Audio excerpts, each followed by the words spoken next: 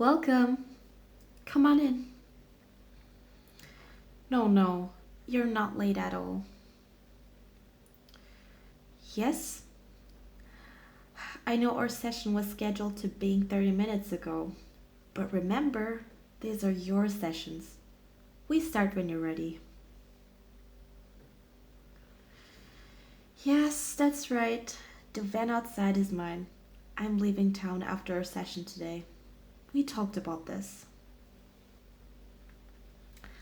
Well, I'm certainly glad that you feel I've been a big help so far and that you look forward to our sessions, but just because this will be my last session as your psychiatrist doesn't mean you have a bleak future. You don't have to be afraid of what's to come. Don't worry about that now. Let's stay focused on the where and now. And shall we? Excellent.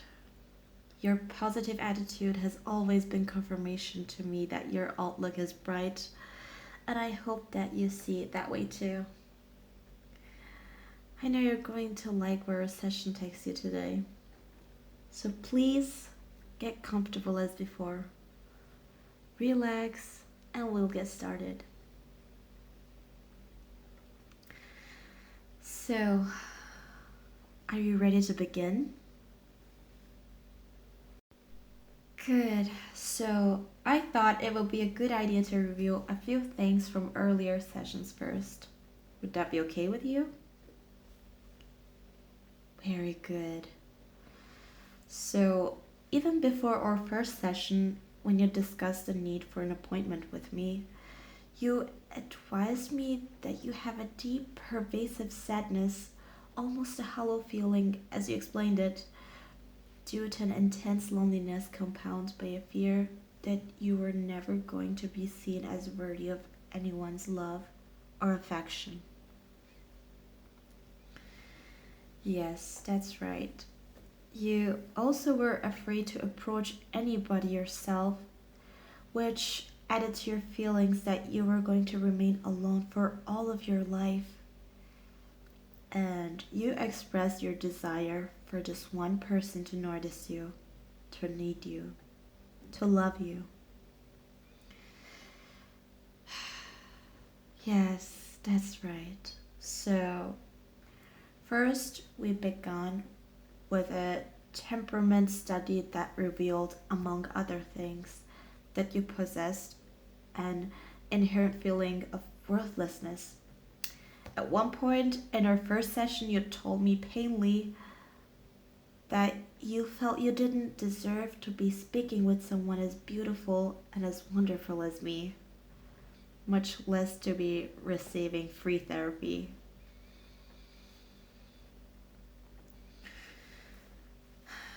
Yeah, I know you didn't say it in exactly those words, but it was certainly this feeling of worthlessness within you that was coming out.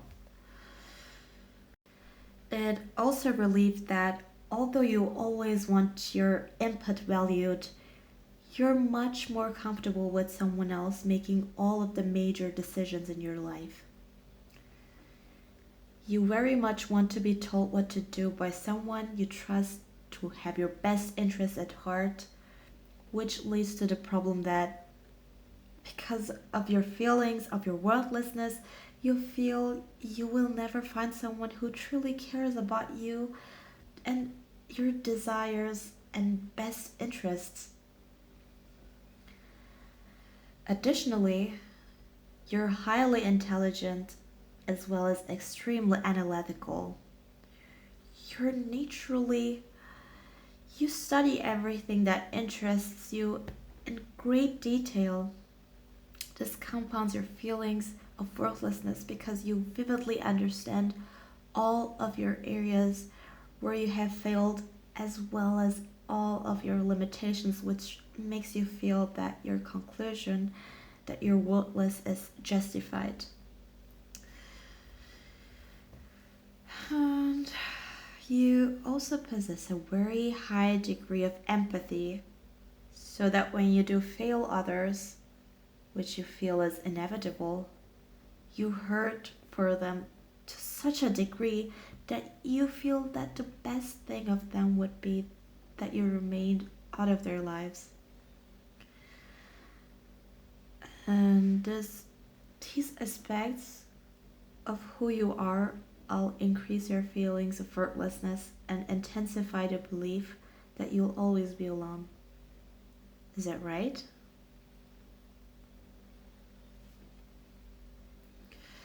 Moving on. We discussed the lack of support throughout your life from parents, teachers, other students, or colleagues, and even the few romantic partnerships you've been capable of beginning. Mm-hmm. Some of those relationships were self sabotaged by your fears, causing you to run and hide.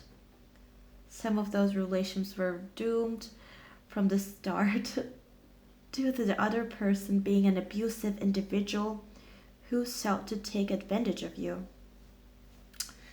And some of those relationships failed because you tried to be somebody you were not, due to your belief that who you were could never be good enough, but that only led to their leaving when they found out you were lying to them about who you were. Does this all sound correct? Or is there something you would like to add? Mm-hmm. Okay, and finally, we discussed how your own actions of hiding from the world, which stem from the reasons I've just listed, have isolated you from others and have kept you in a downward spiral of depression that is slowly consuming you. And that is what prompted you to accept my offer to help. You feel your life is out of your control, and you have asked me to help you regain it. So, would you say that I've summed it up correctly?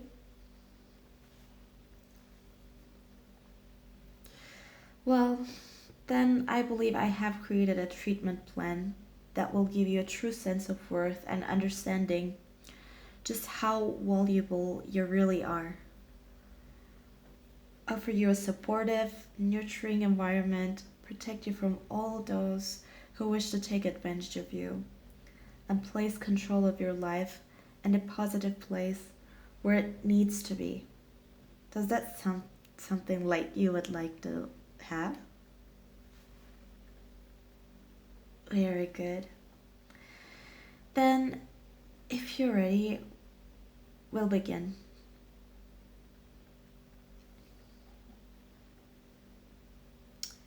Now, to start, I want you to place your hands behind your back. Yeah, this is a part of the treatment, so make sure you're comfortable. This isn't intended to hurt you, just to keep you secure. I'm going to first tie your hands in place, like so. Does that feel okay? Are you comfortable? Good. Then I'm going to place another rope around your feet, securing them as well. And another rope around your legs to hold them fast and make you feel secure. That's not too tight. Okay. And finally, I'm going to place this gag on your mouth so you won't be able to speak. From now on, I want you to nod slowly and clearly when instructed. Up and down for yes, side to side for no. Do you understand? Very good. Now, what I've done is effectively taken control of your own life out of your hands. I am now responsible for your own well-being. You understand? Good boy. Do you like it when I call you that?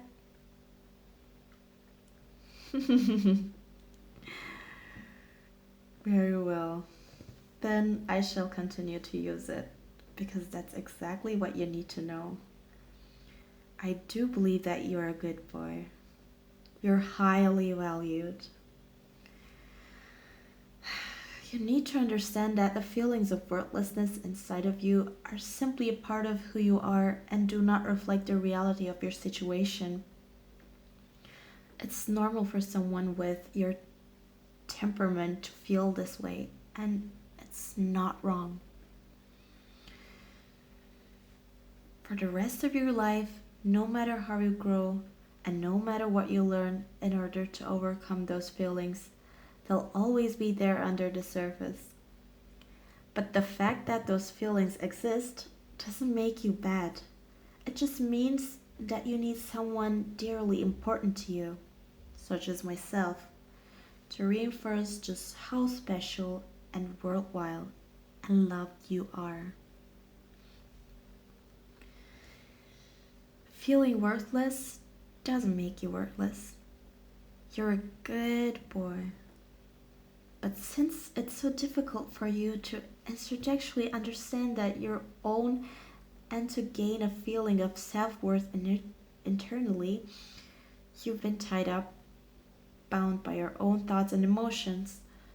You require an external source, like me, that will be loving and nurturing to let you know the incredible value you have, and yet forceful enough to overcome your own tendencies towards negativity and keep you from escaping the place of your safety and love she's created for you. To let you know the perfection she sees in you. Her good boy. And also, you need that forceful yet loving reinforcement to be backed up by actions that will show you how loved you are and prove that my words aren't hollow. You need me to let you know that you're a good boy, but also you need me to show you how valuable and loved you are, so that I'm going to sit here beside you and then gently lower you down so your head is resting on my lap. That's a good boy. Are you comfortable? Good. And if I gently massage your scalp like this, does that feel good to you? Does that let you know how much I care for you and desire your well-being? Good. And as I continue to softly caress your head, I'll continue to tell you that you're my good boy, the most beautiful person on earth, and my most valued treasure. You're the reason I get up in the morning and the last thing I think about you before I fall asleep. I would do anything to make you feel loved, protected, and happy. Does it lift your spirits and make you feel better hearing me tell you such things, my good boy? Yeah, of course it does. And why wouldn't it? Those are the positive, affirming, caring things you've longed for someone to tell you all of your life. But now, this is very important. Do you believe it when I say those things? No, that's right. And why would you? I'm just a psychiatrist who's telling you such things because that's her job, right? You're intelligent and analytical, as I said, and that part of you knows that you can't believe that I could really think that you're the most beautiful person on the planet, or that you're the greatest treasure I could ever possess. And so I must be exaggerating for the psychological effect that I'm looking for, right? Because I'm only a psychiatrist who's doing her job properly, who only just met you a little more than 2 months ago and has only had a handful of sessions with you. How could you be expected to believe such claims from a person like me? And even if you did believe me that I longed to be with you more than anything, it wouldn't matter, because as a psychiatrist, I'm not allowed to enter into such an intensively involved relationship with a patient. But what if I told you that I wasn't actually a psychiatrist? What if I told you that in reality I thought you were so special and so wonderful that I had been watching you for several months? Hmm? What if I told you that I had to try to get your attention, but you had ignored and rejected me because you found me so beautiful and so wonderful that you hid from me because of your feelings of worthlessness? And so, because of that, what if I told you that I changed my hair and appearance so you wouldn't recognize me and set all this up in order to get you here with me because I had intensely strong feelings for you, and that I even loved you with all of my heart? And that for all of the time that I've been watching you, I've longed for the day that you were mine like this, lying in my lap, having allowed me to tie you up, letting me stroke your precious hair with my fingers, and telling you what a good, good boy you were. If I told you all of that, would it help you know that you have value? That you have worth? Would it help you to understand just how special you are, knowing that someone would go to all of that trouble just to make you hers?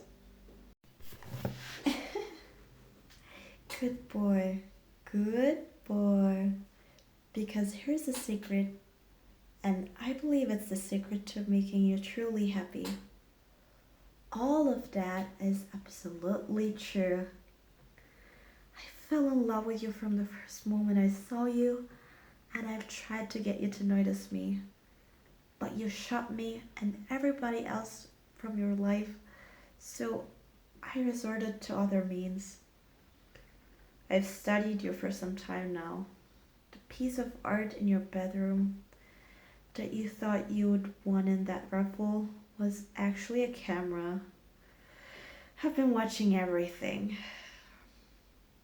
I know your habits, the food you like, the games you play, the amazing skills and talents you possess, and the shows you watch.